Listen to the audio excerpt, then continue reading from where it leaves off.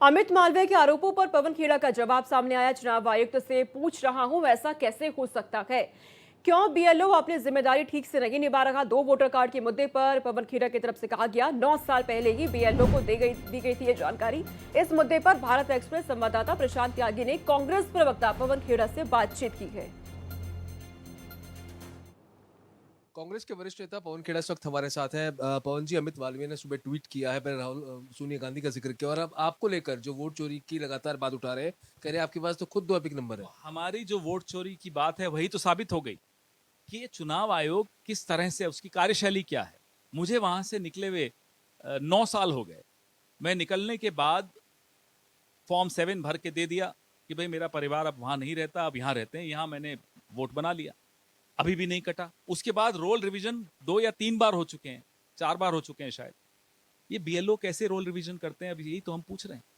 वहां कोई और रह रहा है, फिर भी मेरा नाम चल रहा है, जबकि मैं फॉर्म 7 भर के दे चुका हूं। यही तो सवाल 7 अगस्त से राहुल गांधी और कांग्रेस पार्टी लगातार उठा रही है। अमित मालवीय ने सही सवाल उठाया, अनुराग ठाकुर ने सही सवाल उठाए थे। गलत लोगों से पूछ लिया, चुनाव आयोग से पूछिए। गोली चलाई हम पर, लगी चुनाव आयोग पे फिर से।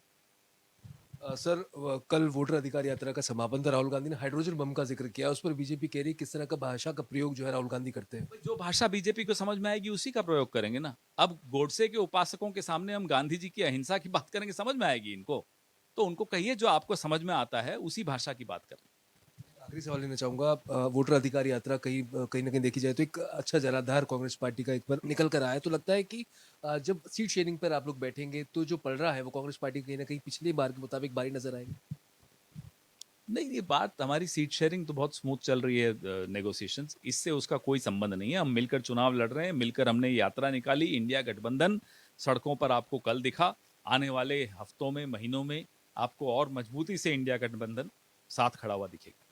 सर, बात करने के लिए कैमरा पर्सन मनु के साथ प्रशांत त्यागी, भारत एक्सप्रेस।